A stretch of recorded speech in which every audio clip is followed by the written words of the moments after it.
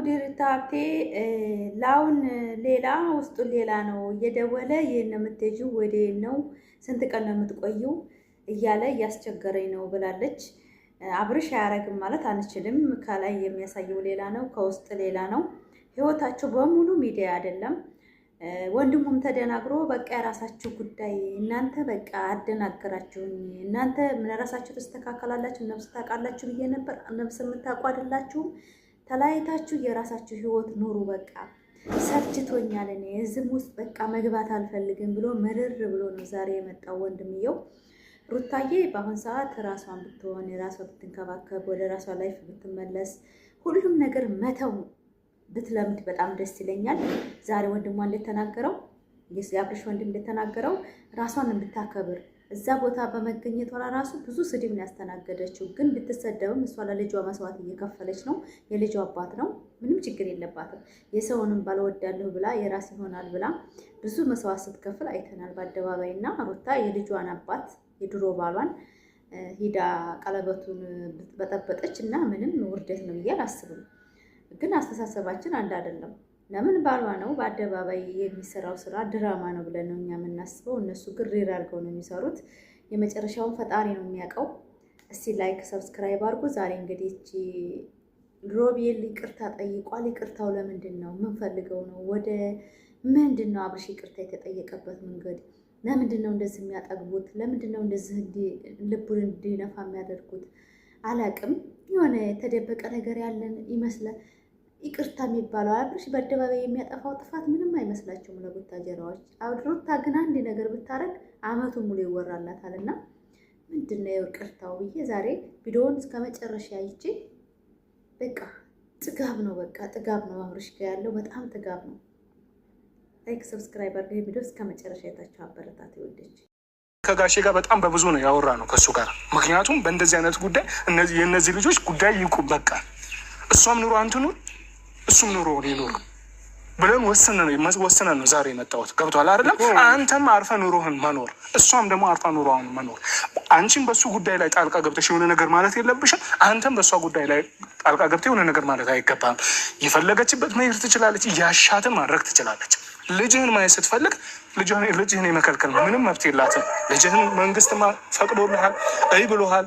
ልጅህን መንከባከብ ባለብህ ተንከባከብ ብሎሃል። ከዛ ባለፈ በእሷ ህይወት ላይ አንተ ማያገባህም ነው። ከዛ ውጭ ግን ላይፌ ላይ ቤተሰብ እንደዛ እያዘነ ነው። ስለዛ እንደዚህ ከሚሆን በስነስርዓት ለይቶላቸው ሁለቱም በአቋማቸው እንዲኖሩ ነው ሀሳብሽ ወይስ ምንድን ነው? በዛ ቦታ ላይ ሄዳችሁ እንደዛ ግርግር አሁን ደግሞ መሄድ ያለብኝ ቦታ አለ። ፋሚሊ ጋር ከማረገው ድጋሚ ባለፈው የተነሳው ነገር አሁንም ተነስቶ እኔን ለመውቀስ ምናምን ከምትሞክር አንተ ጋር ይሁንና ደረስ ብዬ እመለሳለሁ። ወጥኜ ለመምጣት ሞክራለሁ። የሆነ ጉዳይ አለበት አልኩት። አይሆን ልጅን ፍታሽ አንቺ ማረፍ ትችያለሽ ምናምን አለ። ደግሞ ልጅ ያን ያህል ጠንካራ አሁን ደግሞ መሄድ ያለብኝ ቦታ አለ። ፋሚሊ ጋር ከማረገው ድጋሚ ባለፈው የተነሳው ነገር አሁንም ተነስቶ እኔን ለመውቀስ ምናምን ከምትሞክር አንተ ጋር ይሁንና ደረስ ብዬ እመለሳለሁ። በቻልኩት አቅም ፈጥኜ ለመምጣት ሞክራለሁ። የሆነ ጉዳይ አለኝ ሆነም አለኝ። ፋሚሊ ጋር ለመውሰድ ወሰንኩኝ ማለት ነው። እና መናገር ይኖርብኝ አይኖርብኝ አላውቅም። ከዛ በኋላ ደውሎ ለምንድን ነው የምትሄጂው? የት ነው የምትሄጂው? ወዴት ነው የምትሄጂው? በቃ ኦልሬዲ አልፈልግም ካለ እንደዚህ አይነት ጥያቄዎች ተገቢ አይደሉም። ምን መጠየቅ አለብኝ ብዬ አላስብም። ለምን ተገቢ አይደለም። ኦልሬዲ በቃ አልፈልግም ካልክ አልፈልግም ነው። እኔ ልጄ ቀምጬ ጉዳይን ፈጽሜ ይመልሳለሁ። አይደለም አሁን ሌላ ነገር አስባ ነው አልክ እኮ። የፈለገችውን ታስባ አንተ ይመለከታል።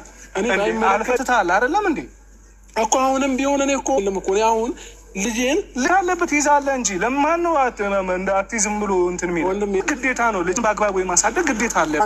ፍላጎት ኖሮ ቢሆን ኖሮ ምንም አይነት ነገር እንዳላሰብኩኝ በግልጽ እየነገርኩህ ነው። ለከትም የትም ልሄድ ምንም ጉዳይ ኖረኝ። ምን ጉዳይ ኖሮች ነው ልጅ ትተሽ የምትሄጂው? የት ነው የምትሄጂው? እስከ ስንት ጊዜ ነው የምትቆዩ? በቃ መጠየቅ የማይገባህን አትጠይቅ። የበጠበጥኩኝ እያስመሰልክ አንተ ግን በጀርባ የምትሰራው ነገር እና እኔ ዝም ስለምል አንተ ጥሩ መስለህ ለመታየት አትሞክር። ነው የምትሄጂው ነው እንጂ እውነት አንቺ ፈልጌ እስከ ስንት ቀን የምትቆዩ? ዲቴል ስለ እኔ ላይፍ የማወቅ መብት የለህም። ላይክ እንደ በፊቱ እኔን እንትን ለማለት አትሞክር። ምንድን ነው የማትደማመጡት? እንዴ የሰው ልጅ እኮ በመደማመጥ ብዙ ነገር ማሸነፍ ይችላል አይደለም እንዴ? እሷ የምትለን አድምጠ አንተም ደግሞ አንቺ እሱ የሚልሽን አድምጠሽ ለማውራት በብዙ ነው ያወራ ነው ከእሱ ጋር። ምክንያቱም በእንደዚህ አይነት ጉዳይ በቃ እሷም ኑሮ አንትኑ እሱም ኑሮ ሊኖር ብለን ወስነን ነው ዛሬ የመጣሁት። ኑሮህን መኖር እሷም ደግሞ አርፋ ኑሮዋን መኖር። ጣልቃ ገብተሽ የሆነ ነገር ማለት የለብሽም። አንተም በእሷ ጉዳይ ላይ ጣልቃ ገብተህ የሆነ ነገር ማለት አይገባም። የፈለገችበት መሄድ ትችላለች፣ ያሻትን ማድረግ ትችላለች። ልጅህን ማየት ስትፈልግ ልጅህን የመከልከል ነው ምንም አንተ ማያገባህም ነው። ማንም ጋር መሆን ትችላለህ፣ ማንም የሚከለክል የለም። እሷም ልክ እንደዛው ማለት ባንዳችሁ እርግጠኛ ነህ? አዎ በደንብ እርግጠኛ ነኝ። ሄርሜላ ብላ መጣች፣ ይኸው ሲጋለጥባት ዝም አለች። ምን ለጥባት ዝም አለች? ይኸውልህ ወንድሜ እኔ በቃ ሞራሉ ካለ ማለት ነው። ሞራሉ ካለ ካልፈራክ ከእሷ ጋር ማውራት አልፈልግም። ሁልጊዜም ነው የምልህ ሞራሉ ካለህና ካልፈራክ አሁኑኑ እንሂድ። ሲጀመር ችግር የለብኝም። አንተ አሁን እኔ አብረሽ አንተ ነው ህይወት ላይ እንዳትገባ የፈለገችውን መሆን ትችላለች። ጓደኛ መያዝ መብቷ። አንተ ትናንት ቀለበት አረክ አይደለም እንዴ? እሷም ነገ ቀለበት ማድረግ መብቷ ነው። በጣም ጉዳይ እኮኛለሁ። ተጨነክ። ሴት ሆናችሁ እንደ ሴት ማሰብ ቆም ብላችሁ ስታስቡ ህይወት ይገባችኋልና ዛሬ የመጣሁት የአብርሽ ወንድም በጣም ብዙ ነገሮች ተናግሯል። እርግጥ ትክክል የሚሆነበት ቦታ አለው። ግን የወንድሙ ጥፋት የአብርሽ ጥፋት ምንም የማይታያቸው ህይወቱን መኖር ይችላል፣ ሌላ ማግባት ይችላል፣ መሞሸር ይችላል፣ የፈለገውን ማድረግ ይችላል። ነገር ግን እያስመሰለ ሳይሆን ከህይወቱ ሽማግሌ አውጠርቶ ቁርጥ አድርጎ እንጂ እንደዚህ አመቱን ሙሉ በድራማ አስመስሎ ህይወትን ሌላ ህይወት መጀመር በጣም ነው የሚደብረው። በእውነት ነው። እኛ በድራማ አስመስሎ በሴት ላይ አይጫዋት እንጂ ሩታ ካልተመቸችው፣ ሩታ ለሱ ካልመጠነችው፣ ለሷ ክብርና ለሷ ቦታ ከሌለው በግድ ኑር የሚለው ማንም ሰው የለም። ነገር ግን ቪዲዮ እየደገኑ ዛሬም ሌላ ሴት ነገም ሌላ ሴት ስለሚያመጣ አብርሽን የምንቸተቸው ለምን ለትዳሩ ክብር አይኖረውም? ለሩታ ክብር የለውም? እሷ የዋህ ስለሆነ ለቤቷ ብላ ለትዳሯ ብላ ሁሉን ነገር ስለተወቹ ለምንድን ነው የሚጫወትባት ብለን እንጂ ቁርጥ አድርጎ በቃ በተወዳ ከህይወት ያታስፈልጊም ብሎ ገና በዛ በሁለት ወር እርጉዝ ጥሏት እንደሄደ በዛው መቁረጥ ይችላል፣ መብቱ ነው። ነገር ግን እሱ እያስመሰለ ቪዲዮ ለመስራት እሷን ለዶላር ነው የሚፈልጋት፣ ለትዳር አይፈልጋትም። ሲጀምር ፋሚሊ ወደዳችሁም ጠላችሁም ዛሬ አብርሽ ወንድም የተናገረው ንግግር ትክክልም ነው። ሴት ልጅ ራሷን ሳላከበረኝ ማንም አያከብራትም። ሲቀጥል ደግሞ ፋሚሊ ትዳር በልመና አይሆንም። ደግሞ አብርሽ ያፈቅራታል ብላችሁ የምትሉ ኮሜንት ጻፉ። አብርሽ ለሩታ ለዶላሯ ብቻ ሰው ወደንስ ስላላት ብቻ እንጂ ለሷ ፍቅር ምንም የለውም። እኔ ከመጀመሪያም ጨርሰም ቪዲዮ የምታዳምጡ ሰዎች አብርሽ ለሩታ አንድ ቀን ክብር ያለው ቪዲዮ ሲጭን አይቼ ስለማላቅ አንድ ቀን ልቤ ገብቶ አያውቅም። ስለዚህ ሩታዬ ራሷ ናት እንጂ ልጅን ማርገዝ የደረሰችው ምንም ያረገችው በልጅን በዛም ይዛለሁ እያለች ካልሆነ በቀር ሩታ ምንም አብርሽ እሷን ስፔክት አድርጎ አንድ ቀን ቪዲዮ ጭኖ አያውቅም። ለትዳር እውነትም አርቆ ከሷ ጋር አስቧል ብዬ አልጠረጥርም አልልም። ለምን ለምትሉ ከጀምሮ ሲጨርስ እንደኔ ቪዲዮ ጨርሶ የሚያይ የለም። አንድ ቀን ለሷ ስፔክት በፍቅራቸው ጊዜ ማለት ነው አንድ ቀን ስፔክት ኖሮት አያውቅም። ብቻ ሰው ስለሚወዳቸው ብቻ ሩታን ሰው ዶሬዝ ስላላት ብቻ አብሯት የሆነው ማለት ነው። 3 ዓመትን ብሉት 2 ዓመትን ብሉት አብርሽና ሩታ ተጣጥሞ አይደለም እየኖሩ ያሉት፣ እያስመሰሉ ነው ቪዲዮ የሚሰሩት ዩቲዩብ ላይ ማለት ነው። ስለዚህ አንድ ወንድ ልጅ ከማይፈልገው ሴት አንድ ቀን ማደር አይፈልግም።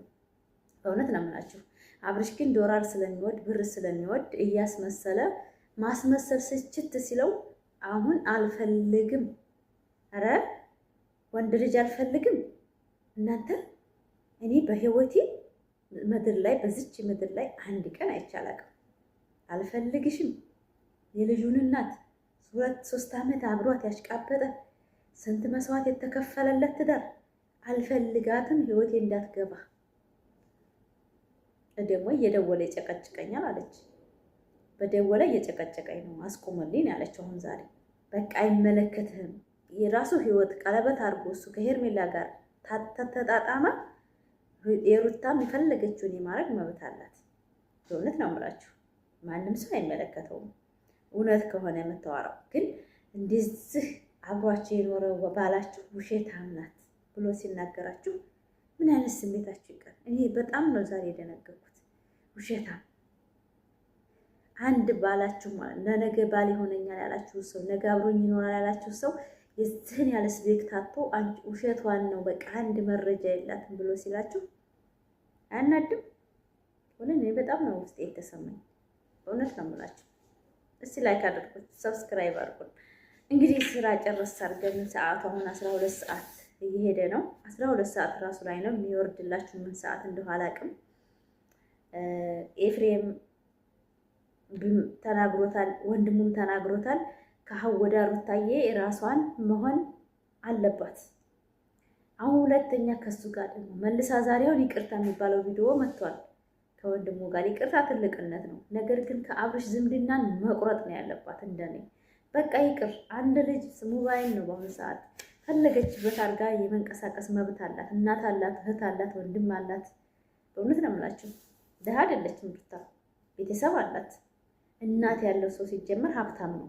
እኔ 3 ልጆችን ጥዬ በስደት የመጣሁት በእናቴ ኮራጀነን ብዬ ነው። እናቴን ጠፍ አድርጋ ያሳደገችልኝ። ስለዚህ የትም ሀገር ሰርታችሁ መጠቀም ትችላላችሁ፣ እናት ካላችሁ ማለት ነው። ስለዚህ ሰው ልጅ ለባዲያም ጥሎ ገንዘብ ረዳለሁ ብሎ ለባዲያም ጥሎ ይመጣልና እንኳን እናትና አባት ያለው ልጅ ሀብታም ናት ለማለት ትፈልጋለሁ። ከወዲያ ልጇም ዙሪያ ላይ በየትም ዙሪያ ላይ በቃ ራሷን መቆጣጠር እንዳለባት ተሰምቶኛል። ነግሯታል። እዛ ድግስ ላይ በመገኘቷ ማይረም ናት ኔቶለል ማሳይሻለሁ ብላ ያለቻት አለች። ራሷ ግን ተገቢ አይደለም፣ አያስፈልግም። በቃ እሱ ከቶ ሊያስመሰለም ሆነ የውይነትም የውሸትም ሆነ እሱ ተመርጦ ሌላ ህይወት ከሄደ በቃ ቁርጥ ጀግና የድሮዋን ሩታ ነው የምፈልገው ማለት ነው። ስለዚህ ዛሬ ዲብ ነግሯታል። ቢገባት ቪዲዮ የምታዳምጠው ሁለተኛ ደስታ ጋር ሁለታ ስላየኝ የደወለ አንቺ አዲስ ነገር ልትጀምሪ ነው እንዴ? ላይፍሽ ምንድነው? ምንድን ያሰብሽ ነው? ወደፊት ምንድነው አላማሽ? እያለ ይጠይቀኛል አለኝ። ምን አገባው እሱ በአደባባይ እኔ ወላሂ ፋሚሊ የምላቸው አብርሽ በሩታ አንድ ቀን እስቲራሃም ሆነ የትም ዝግጅት ሆነ አንድ ቀን ይዞ አሳይሄድ የተለያዩ አብርሽና ሩታን አይቻልም። ዩቲዩበሮች በእውነት ማለት በእሷ መስራት ይፈልጋል እንጂ እኔ እውነትም ያፍርባታል እንደ የሚባለው ነገር በእውነት ነው የምላችሁ። በጣም ነው ያን የተሰማኝ። ማለት አንድ ቀን እሷ ፍላጎት የላት ይሆን አላውቅም።